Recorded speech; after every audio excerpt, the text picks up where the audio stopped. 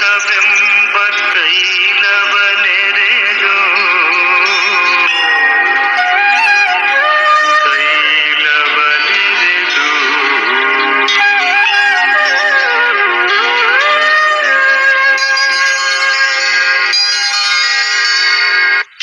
ಕಲ್ಯಾಣವೆಂಬ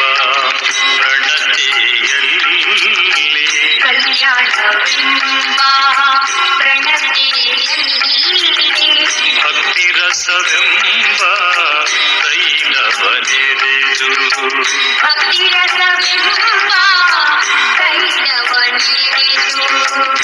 ಕಲ್ಯಾಣವೆಂಬ ಪ್ರಣತೆಯಲ್ಲಿ ಭಕ್ತಿ ರಸವೆಂಬ.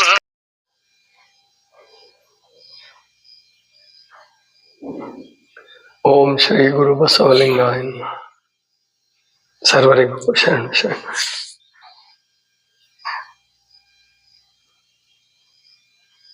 ರೋಗ ನಿವಾರಣೆಯಲ್ಲಿ ಪಂಚಭೂತಗಳ ಪಾತ್ರ. ಪಂಚಭೂತಗಳು ಅಂದ್ರೆ ಈಗೆಲ್ಲ ನಿಮಗೆ ಗೊತ್ತಾಗಿದೆ, ಬಾಯ್ಪಾಠು ಇರ್ಬೋದು ಅಂತ ಅನ್ಕೊಂತೀನಿ. ಯಾವ್ಯಾವ ಪಂಚಭೂತಗಳು? ಭೂಮಿ, ನೀರು, ಬೆಂಕಿ, ಗಾಳಿ, ಆಕಾಶ. ಅದರಲ್ಲಿ ಮೊಟ್ಟ ಮೊದಲು ಪರಿಚಯ ಇರೋದನ್ನೇ, ಹೆಚ್ಚು ಬಳಸೋದನ್ನೇ ತಗೊಳ್ಳೋಣ. ಪೃಥ್ವಿ ತತ್ವ, ಭೂಮಿ ತತ್ವ. ಇದು ಕಾಯಿಲೆಯಲ್ಲಿ ಹೇಗೆ ಉಪಯೋಗ ಆಗುತ್ತೆ? ಮಾಮೂಲಿ ಸಂದರ್ಭದಲ್ಲಿ ಬೇರೆ, ಕಾಯಿಲೆ ಸಂದರ್ಭದಲ್ಲಿ ಬೇರೆ. ಮೊದಲು ಪೃಥ್ವಿ ತತ್ವ ಅಂದ್ರೆ ಏನು ಅದನ್ನ ನಾವು ತಿಳ್ಕೋಬೇಕು. ಏನ್ ಪೃಥ್ವಿ ತತ್ವ ಅಂದ್ರೆ? ಪೃಥ್ವಿ ಅಂದ್ರೆ ಏನು? ಭೂಮಿ.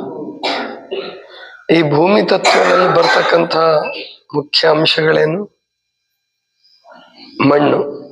ಸಾಮಾನ್ಯವಾಗಿ ಎಲ್ಲರೂ ಚಿಕಿತ್ಸೆಯಲ್ಲಿ ಮಣ್ಣು ಬಳಸ್ತಕ್ಕಂಥದ್ದು. ಅದಕ್ಕೆ ಪ್ರಕೃತಿ ಚಿಕಿತ್ಸಾಲಯಗಳಲ್ಲಿ ಅವರು ಮಡ್ ಪ್ಯಾಕ್ ಅಂತ ಹೇಳಿ ಖಾಯಂ ಮಾಡ್ಬಿಡ್ತಾರೆ. ಎಲ್ಲರೂ ಕಡ್ಡಾಯ. ಮತ್ತೆ ಅದೊಂದು ಮಣ್ಣಿನ ಅಂದ್ರೆ ಒದ್ದೆ ಮಣ್ಣು, ಕೆಸರು ಮಣ್ಣು, ಅದನ್ನ ಹಾಕ್ಲಿಕ್ಕೆ ಬಟ್ಟೆದು ಪ್ಯಾಕ್ ಮಾಡಿರ್ತಾರೆ. ಚೀಲದ ತರ ಹೊಲ್ದಿರ್ತಾರೆ. ಹೊಟ್ಟೆಗೆ ಅಂದ್ರೆ ಹೊಕ್ಕಳದ ಮೇಲೆ ಒಂದು, ಇಲ್ಲಿ ಕಣ್ಣಿಗೆ ಈ ತರ ಎರಡು ಕಣ್ಣಿಗೆ ಬರೋ ಹಾಗೆ ಹೊಲ್ದಿರ್ತಾರೆ. ಯೋಗ ಮುಗಿದ ಕೂಡ್ಲೆ 5:30 6:30, 6:45, 7ಕ್ಕೆ ಯೋಗ ಮುಗಿಸ್ತಾರೆ ಸಾಮಾನ್ಯವಾಗಿ. ಆಮೇಲೆ ಷಟ್ಕರ್ಮಗಳು ಅಂತ ಕೆಲವರು ಹೇಳ್ಕೊಡ್ತಾರೆ. ಅಂದ್ರೆ ಏನು? ನೇತಿ, ಧೌತಿ, ಬಸ್ತಿ, ಇದನ್ನ ಮಾಡಿಸ್ತಾರೆ. ಇದಾದ ಕೂಡಲೇ ಸಾಮಾನ್ಯವಾಗಿ ಮಣ್ಣಿನ ಚಿಕಿತ್ಸೆ, ಮಡ್ ಪ್ಯಾಕ್ ಅಂತ ಶುರು ಮಾಡ್ತಾರೆ. ನಿಮ್ಮ ಕೊಠಡಿಗಳಲ್ಲಿ ನೀವು ಮಲಗಬೇಕು. ಅವ್ರು ಬಂದ್ಬಿಟ್ಟು ಅವರು ಕಣ್ಣಿನ ಮೇಲೆ, ಹೊಟ್ಟೆ ಮೇಲೆ ಎಲ್ಲ ಅದನ್ನು ಒಕ್ಕೊಂತ ಹೋಗ್ತಾರೆ, ಸ್ವೀಟ್ ಹಂಚ್ದಂಗೆ. ಆಮೇಲೆ ಒಂದು 15 ನಿಮಿಷ 20 ನಿಮಿಷ ಬಿಟ್ಟು ಅವರೇ ಬಂದು ತಗೊಂಡು ಹೋಗ್ತಾರೆ. ಅದಕ್ಕೆ ಎಷ್ಟಪ್ಪ ಚಾರ್ಜು ಅಂತಂದ್ರೆ, ಪ್ರಾಯಶಃ ಇವಾಗ 300 ರೂಪಾಯಿ ಇರ್ಬೋದು. 300 ರೂಪಾಯಿವರೆಗೆ ಇರುತ್ತೆ. 300ರಿಂದ 400 ರೂಪಾಯಿ ಇರ್ಬೋದ. ಇದು ಅಗತ್ಯ ಇದೆಯಾ? ಮತ್ತೆ ಇದೊಂದನ್ನೇ ಪೃಥ್ವಿ ತತ್ವ ಅಂತ ಅನ್ಕೊಂಡ್ಬಿಡ್ತಾರ. ಇಲ್ಲ, ಇದೊಂದೇ ಪೃಥ್ವಿ ತತ್ವ ಅಲ್ಲ. ಪೃಥ್ವಿ ತತ್ವ ಅಂತಂದ್ರೆ ಆಹಾರವೂ ಕೂಡ ಪೃಥ್ವಿ ತತ್ವವೇ. ಒಳಗಡೆ ನಾವು ಏನ್ ಸೇವನೆ ಮಾಡ್ತೀವಿ ಅದು ಬಹಳ ಮುಖ್ಯ, ಮತ್ತು ಯಾವಾಗ ಬಿಡ್ತೀವಿ ಅದು ಬಹಳ ಮುಖ್ಯ. ಜ್ವರ ಬಂದಿದೆ, ಜ್ವರ ಬಂದಾಗ ಸಾಮಾನ್ಯವಾಗಿ ರೂಢಿ ಏನಿದೆ, ಹಳ್ಳಿಗಳಲ್ಲೂ ಕೂಡ ಹಳಬರು ಕೂಡ ಜ್ವರ ಬಂದಾಗ ಉಪವಾಸ ಮಾಡ್ಬೇಕು ಅನ್ನೋದು ಬಹಳ ಹಿಂದೆ ಇತ್ತು ಪದ್ಧತಿ. ಅಂದ್ರೆ ಒಂದು 100 ವರ್ಷದ ಹಿಂದಿನ ಮಾತು ಅಂತ ಇಟ್ಕೊಳ್ಳಿ. ಇವಾಗ ಹಂಗೆ ಯಾರು ಮಾಡಲ್ಲ. ಇವಾಗ ಯಾಕೆ? ಒಂದು 40-50 ವರ್ಷದಿಂದನೂ ಮಾಡಲ್ಲ. ಏನ್ ಮಾಡ್ತಾರ ಅವಾಗ ಅಂದ್ರೆ, ಈ ಉತ್ತರ ಕರ್ನಾಟಕದಲ್ಲಂತೂ ಖಾರ ಹೆಚ್ಚಾಗಿ ತಿನ್ನೋದು. ಯಾಕಂದ್ರೆ ಜ್ವರ ಬಂದಾಗ ಸ್ವಲ್ಪ ಮಲಬದ್ಧತೆನೂ ಆಗಿರುತ್ತೆ. ಮೊಟ್ಟೆ ಸರಿಯಾಗಿ ಸ್ವಚ್ಛ ಆಗಿರಲ್ಲ. ಚೆನ್ನಾಗಿ ಅದ್ರ ಕೆಂಪು ಖಾರ ರೊಟ್ಟಿ, ಬಿಸಿ ಬಿಸಿ ರೊಟ್ಟಿ, ಅದನ್ನ ಮುಟ್ಗಿ ರೊಟ್ಟಿ ಮಾಡ್ತಾರೆ ಕೆಲವರು ತುಪ್ಪ ಹಾಕ್ಲಾರ್ದನ್ನೇ. ಇಲ್ಲ ಅಂದ್ರೆ ರೊಟ್ಟಿ ಖಾರ ಸವರ್ಕೊಂಡು ಮಸ್ತಾಗಿ ತಿನ್ರಿ ಅಂತ ಕೆಲವರು ಹೇಳ್ತಾರೆ. ಇನ್ ಕೆಲವರು ಅದನ್ನ ಏನು ಅನ್ನ ಊಟ ಮಾಡ್ರಿ, ಅನ್ನ ನೀರ್ ಸಾರು. ಆ ಸಿದ್ದರಾಮಯ್ಯ ಅಕ್ಕಿ ಭಾಗ್ಯ ಅನ್ನ ಭಾಗ್ಯ ಶುರು ಮಾಡಿದ್ದೆ ಹಿಂಗಂತ. ಅವ್ರು ಚಿಕ್ಕವರಿದ್ದಾಗ ಯಾರೋ ಅಕ್ಕಿ ಕೇಳಕ್ ಬಂದಿದ್ರಂತೆ, ಮಗಿಗೆ ಜ್ವರ ಬಂದಿದೆ, ಅದಕ್ಕೊಂಚೂರು ಅನ್ನ ಮಾಡ್ಕೊಡ್ಬೇಕು. ಅವಾಗ ತಿಂಗಳಾನ್ಗಟ್ಲೆ ಅನ್ನ ಮಾಡ್ತಿರ್ಲಿಲ್ಲ, ಅವಾಗ ಅಕ್ಕಿ ಸಿಗ್ತಿರ್ಲಿಲ್ಲ ಬಡವರಿಗೆ. ಅವಾಗಿಂದ ನನ್ನ ಮನ್ಸಲ್ಲಿತ್ತು. ಅದಕ್ಕೆ ಮುಖ್ಯಮಂತ್ರಿ ಆದ ತಕ್ಷಣ ಅನ್ನ ಭಾಗ್ಯ, ಅದೇನು ಹೆಸರಷ್ಟೇ. ಮೊದಲು ಕೂಡ ಕಡಿಮೆ ರೇಟಿಗೆ ಕೊಡೋದು ಅಥವಾ ಉಚಿತವಾಗಿ ಕೊಡೋದು ಇತ್ತು. ಇವ್ರು ಜಾಸ್ತಿ ಮಾಡಿದ್ರು, 10 kg ಮಾಡಿದ್ರು. ಅದಿನ್ನೂ ಮಾರ್ಕೊಳಕ್ ಅನುಕೂಲ ಮಾಡಿಕೊಟ್ರು. ಈಗ ಸೆಂಟ್ರಲ್ ಗೌರ್ಮೆಂಟ್ನವ್ರು ಅದು ಕೊಡದೇ ಇದ್ದಿದ್ದೇ ಒಳ್ಳೇದಾಯ್ತು. ಯಾಕಂದ್ರೆ ದುಡ್ಡು 5 kg ದುಡ್ಡು ಕೊಡ್ತಿದ್ದಾರೆ. ಈಗ ಚುನಾವಣೆ ಟೈಮಲ್ಲಿ ಮತ್ತೆ ಗ್ಯಾರಂಟಿ ಯೋಜನೆಗೆ ದುಡ್ಡಿಲ್ಲ, ಅದನ್ನು ನಿಲ್ಸಿದಾರೆ ಕಾಣುತ್ತೆ. ಅಂದ್ರೆ ಕೇವಲ ಅನ್ನ ತಿಂದ್ಬಿಟ್ರೆ ಜ್ವರ ಹೊರಟೋಗುತ್ತಾ? ಮಾತ್ರೆ ತಗೊಳ್ಳೋರು ಇದನ್ನ ಮಾಡ್ಬೇಕು. ಗುಳಿಗೆ ಯಾರು ತಗೊಳ್ತೀರ ಜ್ವರ ಬಂದಾಗ, ಅವರು ಅನ್ನ ಊಟ ಮಾಡೋದು, ಗುಳಿಗೆ ತಗೊಳ್ಳೋದು. ಇಲ್ಲ ನಮ್ ಕಡೆ ಹಾಸನ ಕಡೆ ಎಲ್ಲ ತೆಳ್ಳಗೆ ಮುದ್ದೆ ಮಾಡ್ತಾರೆ, ಪೂರ ತೆಳ್ಳಗೆ ಮಾಡಿ ನೀರು ಸಾರು ಅಂತ ಮಾಡ್ತಾರೆ. ನೀರು ಸಾರು ಅಂದ್ರೆ ಅದಕ್ಕೇನು ಎಣ್ಣೆ ಏನು ಒಗ್ಗರಣೆ ಕೊಡಲ್ಲ. ಸುಮ್ಮನೆ ಒಂದಿಷ್ಟು ಉಪ್ಪು, ಹುಣಸೆ ಹುಳಿ ಹಾಕ್ಬಿಟ್ಟು ಚೆನ್ನಾಗಿ ನೀರು ಕುದಿಸ್ತಾರೆ, ಅದನ್ನೇ ಮುದ್ದೆ ಊಟ ಮಾಡಿಸ್ತಾರೆ. ಗುಳಿಗೆ ತಗೊಳ್ಳೋರು ಒಳ್ಳೇದಿದೆ. ಹಾಗಾದ್ರೆ ಪ್ರಕೃತಿ ಚಿಕಿತ್ಸಕರು ಜ್ವರ ಬಂದಾಗ ಮಡ್ ಪ್ಯಾಕ್ ಮಾಡಿ ಮಡ್ಡು ಹಾಕೊಂಡ್ರೆ ಹೊಟ್ಟೆಗೆ, ಅಥವಾ ಇನ್ನು ಕೆಲವರು ಫುಲ್ ಬಾಡಿ ಪ್ಯಾಕ್ ಅಂತ ಮಾಡ್ತಾರೆ. ಇಲ್ಲಿಂದ ಹಿಡಿದು ಇಲ್ಲಿ ತನಕ, ಕಾಲಿನ ತನಕ ಈ ತೆಳ್ಳನೆ ಬೆಡ್ಶೀಟು ಹತ್ತಿ ಚಾದರ್ ಒದ್ಕೊಳ್ತಕ್ಕಂಥದ್ದು ಅಥವಾ ಹಾಸ್ಕೊಳ್ತಕ್ಕಂಥದ್ದು ನೆನೆಸ್ಬಿಟ್ಟು ಹಿಂಡ್ಬಿಟ್ಟು ಸುತ್ತ ಬಿಡ್ತಾರೆ. ಮೇಲೊಂದು ಕಂಬಳಿ ಹಾಕ್ತಾರೆ, ಕಂಬಳಿ ಸುತ್ತಾರೆ. ಇದರಿಂದ ಜ್ವರ ಕಡಿಮೆ ಆಗುತ್ತೆ ಅಂತ ಭಾವಿಸ್ಕೊಂತಾರೆ. ಇದು ಸಾಮಾನ್ಯ ಪ್ರಕೃತಿ ಚಿಕಿತ್ಸಕರು ಮಾಡೋ ತಪ್ಪಿದು. ಸಾಮಾನ್ಯ ಜ್ವರಗಳಿದ್ರೆ ಹೊರಟೋಗ್ಬಿಡುತ್ತೆ.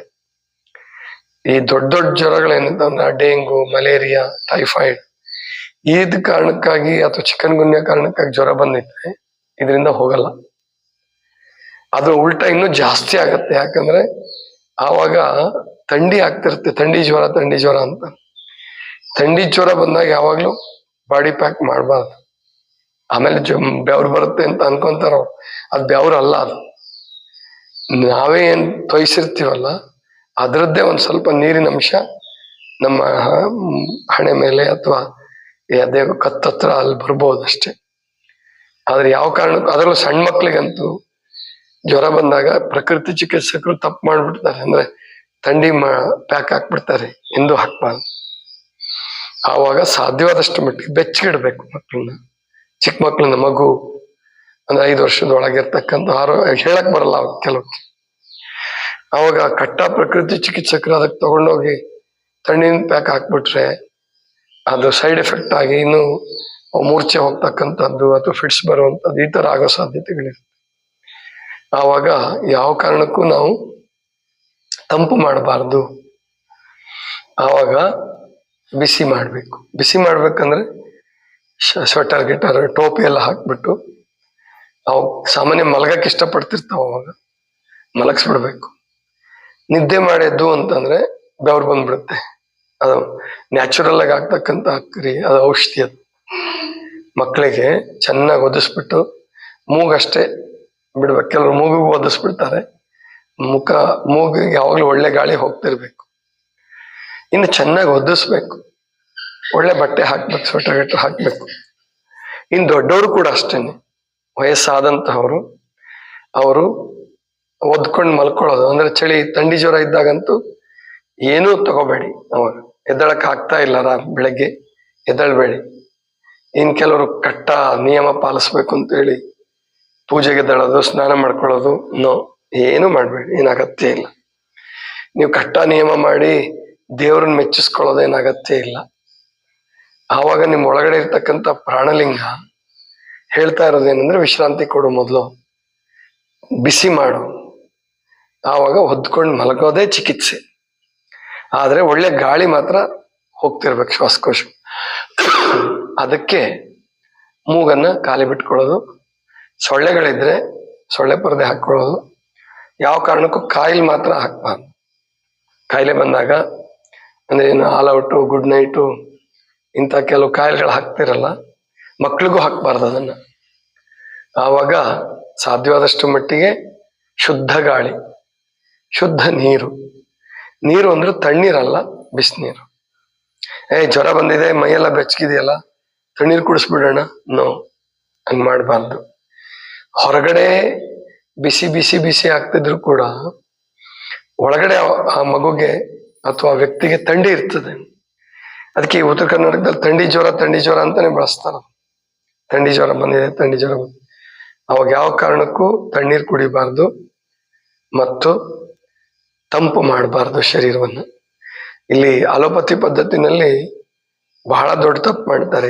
ICUನಲ್ಲಿ ಹಾಕ್ಬಿಟ್ಟು ತುಂಬಾ ಜ್ವರ ಬಂದವರಿಗೆ 104 ಡಿಗ್ರಿ 105 ಡಿಗ್ರಿ ಬಂದವರಿಗೆ ಅವ್ರಿಗೆ ಈ ಐಸ್ ಮಸಾಜ್ ಮಾಡ್ತಾರಂತ ಹಣೆಗೆ. ಮಾಡಬಾರ್ದು, ತುಂಬಾ ಹಿಂಸೆ ಆಗುತ್ತೆ. ಹಣೆಗೆ ಅವಾಗ ತಣ್ಣೀರಿನ ಪಟ್ಟಿ ಹಾಕಿದ್ರೆ ಸಾಕು. ಅಂದ್ರೆ ಒಂದ್ ವೇಳೆ ಜ್ವರ ತಲೆಗೆ ಏರ್ಬಾರ್ದು ಅನ್ನೋ ಕಾರಣಕ್ಕಾಗಿ ತಣ್ಣೀರಿನ ಪಟ್ಟಿ ಮಾಮೂಲಿ ತಂಪು ಮಾಡಿ ಬೇರೆ ಎಲ್ಲ ಬಿಸಿ ಮಾಡಿ ಮೈಯೆಲ್ಲ ಚೆನ್ನಾಗಿ, ಇನ್ನು 2-3 ರಗ್ ಸುತ್ತಿದ್ರು ಚಿಂತೆ ಇಲ್ಲ. ಮಾಡ್ಬೇಕಾದ್ ಮಾತ್ರ ಹಣೆಗೆ ತಂಪು. ಅದು ಬೇಕು ಅಂತ ಬಯಸಿದ್ರೆ, ದೊಡ್ಡವ್ರಿಗೆ ಸೆಕೆ ಆಗ್ತಾ ಇದೆ, ಸ್ವಲ್ಪ ಹಣೆಗೆ ತಂಪು ಇರ್ಲಿ ಅಂತ ಅನ್ಸಿದ್ರೆ ಮಾತ್ರ, ಇಲ್ಲಾಂದ್ರೆ ಮಾಡಬಾರ್ದು. ತಲೆಗೇನೇರಲ್ಲ ಜ್ವರ. ತಲೆಗೇರೋದು ಯಾವಾಗ ಅಂದ್ರೆ ನೀವು ಅತಿ ಬಿಸಿ ತಂಪು ಮಾಡಿದಾಗ, ಅದರಿಂದ ತೊಂದರೆ ಆಗ್ಬೋದು. ICUನಲ್ಲಿ ಸತ್ತು ಹೋಗಿದ್ದಾರೆ, ಬೇಕಾದ್ರೆ ಜ್ವರ ಬಂದು ICUನಲ್ಲಿ ಬಂದು ಸತ್ತು ಹೋಗಿದ್ದಾರೆ.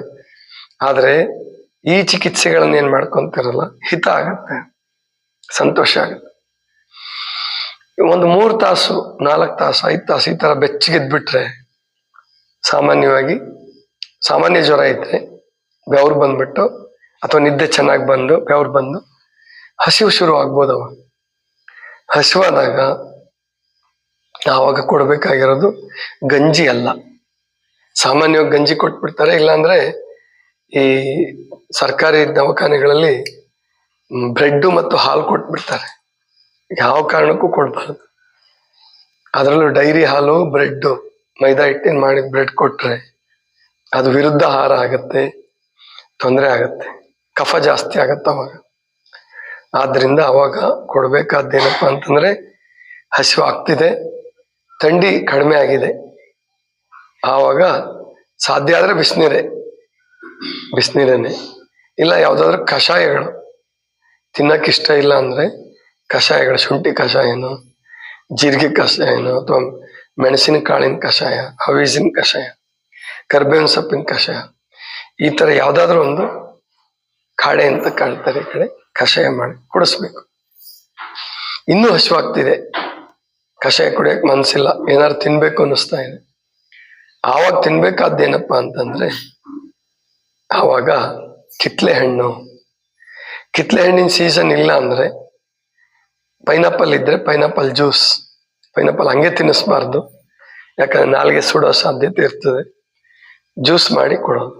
ಮೋಸಂಬಿ, ದ್ರಾಕ್ಷಿ ಹಣ್ಣಿನ ಸೀಸನ್ ಇದ್ರೆ ದ್ರಾಕ್ಷಿ, ಆಮೇಲೆ ಒಟ್ಟು ಸಿಟ್ರಿಕ್ ಫ್ರೂಟ್ಸ್ ಅಥವಾ ಜ್ಯೂಸಿ ಫ್ರೂಟ್ ತಿನ್ನಕ್ ಸಾಧ್ಯ ಆದ್ರೆ ತಿನ್ನಿ, ಇಲ್ಲ ಅಂತಂದ್ರೆ ಜ್ಯೂಸ್ ಮಾಡ್ಕೊಂಡು ಕುಡೀರಿ. ಯಾವುದೇ ಕಾರಣಕ್ಕೂ ಜ್ವರ ಬಂದಾಗ, ನೆಗಡಿ ಬಂದಾಗ, ಕಫ ಆಗಿದೆ ಅಂತ ಅನಿಸ್ದಾಗ ಹಾಲು ಕುಡಿಬಾರ್ದು.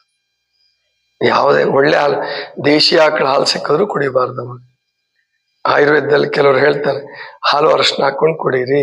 ನಾವು ಕಫ ಇದ್ರೆ ಹಾಲು ಅರಿಶಿನಕ್ಕೂ ಕಡಿಮೆ ಆಗಲ್ಲ. ಆವಾಗ ನಿಮಗೆ ಬೇಕಾಗಿರೋದು ಬಿಸಿನೀರು ಮತ್ತು ಕಷಾಯಗಳು. ಆಮೇಲೆ ರಾತ್ರಿ ವೇಳೆ ಯಾವ ಕಾರಣಕ್ಕೂ ಅನ್ನ, ರೊಟ್ಟಿ, ಮುದ್ದೆ, ಜ್ವರ ಬಿಟ್ಟ ಮೇಲೂ ಸಹಿತ 1 ದಿವಸ 2 ದಿವಸ ಅದನ್ನ ತಿನ್ಬಾರ್ದು. ಹಣ್ಣುಗಳನ್ನೇ ತಿನ್ಬೇಕು. ಅಂದ್ರೆ ಕಿತ್ಲೆ ಹಣ್ಣು ಅದೆಲ್ಲ ಸಿಗ್ಲಿಲ್ಲ ಅಂದ್ರೆ ಸೇಬು ಹಣ್ಣು, ಸಿಪ್ಪೆ ತೆಗೆದಿದ್ದು ಸೇಬು ಹಣ್ಣು, ಇಲ್ಲ ಪರಂಗಿ ಪಪ್ಪಾಯ ಹಣ್ಣು, ಆಮೇಲೆ ಬಾಳೆಹಣ್ಣು ಕೂಡ ನಡೆಯುತ್ತೆ. ಬಹಳ ಜನ ಜ್ವರ ಬಂದಾಗ ಬಾಳೆಹಣ್ಣು ತಿನ್ಬಾರ್ದು. ಜ್ವರ ಬಂದಾಗ ಬೇಡ, ಆ ಜ್ವರ ಬಂದು ಬಿಟ್ಟ ಮೇಲೆ ರಾತ್ರಿ ವೇಳೆ ಬಾಳೆಹಣ್ಣು ಅಥವಾ ಬೆಳಿಗ್ಗೆ ವೇಳೆ ಬಾಳೆಹಣ್ಣು ಈ ಥರ ತಿಂದು ಮಲ್ಕೊಳ್ಳಿ. ನಿಮ್ಗೆ ಉಸಿರಾಟಕ್ಕೂ ಕೂಡ ತೊಂದರೆ ಆಗಲ್ಲ. ಅನ್ನ ಊಟ ಮಾಡಿ, ಮುದ್ದೆ ಊಟ ಮಾಡಿ ಬಾಳೆಹಣ್ಣು ತಿನ್ಬಾರ್ದು. ಬಾಳೆಹಣ್ಣು ಚೆನ್ನಾಗಿ ಹಣ್ಣಾಗಿರ್ತಕ್ಕಂಥದ್ದು, ಅದು ಯಾವುದೇ ಇರಲಿ, ಪಚ್ಚಬಾಳೆ ಇರಲಿ, ಯಾಲಕ್ಕಿ ಬಾಳೆ ಇರಲಿ, ಪಚ್ಚಬಾಳೆ ತಿನ್ಬಾರ್ದು ಅಂತಂತಾರೆ. ಪಚ್ಚಬಾಳೆನೂ ಏನಾಗಲ್ಲ, ಚೆನ್ನಾಗಿ ಹಣ್ಣಾಗಿರ್ಬೇಕಷ್ಟೆ. ಹೀಗೆ ಪೃಥ್ವಿ ತತ್ವ ಅಂತಂದ್ರೆ ಬರೀ ಮಣ್ಣಿನ ಚಿಕಿತ್ಸೆ ಅಲ್ಲ, ಆಹಾರವೂ ಕೂಡ ಪೃಥ್ವಿ ತತ್ವವೇ, ಆಹಾರ ಚಿಕಿತ್ಸೆ. ಅದಕ್ಕೆ ನಮ್ಮ ಹಿರಿಯರು ಹೇಳಿದ್ದು, ಊಟ ಬಲ್ಲವನಿಗೆ ರೋಗವಿಲ್ಲ. ಊಟ ಸರಿಯಾಗಿ ಮಾಡ್ಬೇಕು ಅಂದ್ರೆ ಸರಿಯಾಗಿ ಮಾಡೋದಲ್ಲ, ಗೊತ್ತಾಯ್ತಲ್ಲ, ಮಸ್ತಾಗಿ ಖಾರ ಗೀರ ಎಲ್ಲ ಹಾಕ್ಕೊಂಡು. ಕೆಲವ್ರಿಗೆ ಈ ಬಜ್ಜಿ ಪ್ರಿಯರಿಗೆ ಜ್ವರ ಬಂದಾಗ ಬಜ್ಜಿ ತಿನ್ಸಿದ್ರೆ ಜ್ವರ ಬಿಟ್ಟು ಹೋಗ್ಬಿಡುತ್ತಂತೆ. ಹಂಗ್ ಮಾಡಬಾರ್ದು. ಅದು ಹೋದಂಗೆ ಕಾಣಿಸುತ್ತಷ್ಟೇ, ಅದು ಇನ್ನೇನು ದೊಡ್ಡ ಕಾಯಿಲೆಗೆ ನಿಮ್ಮನ್ನ ತಗೊಂಡು ಹೋಗ್ತಾ ಇರುತ್ತೆ. ಆದ್ರಿಂದ ಆವಾಗ ಘನ ಪದಾರ್ಥವನ್ನ ಕರೆದಿದ್ದು, ಹುರಿದಿದ್ದು, ಬೇಯಿಸಿದ ಪದಾರ್ಥಗಳನ್ನ ಬಿಡೋದೇ ಪೃಥ್ವಿ ತತ್ವದ ಚಿಕಿತ್ಸೆ.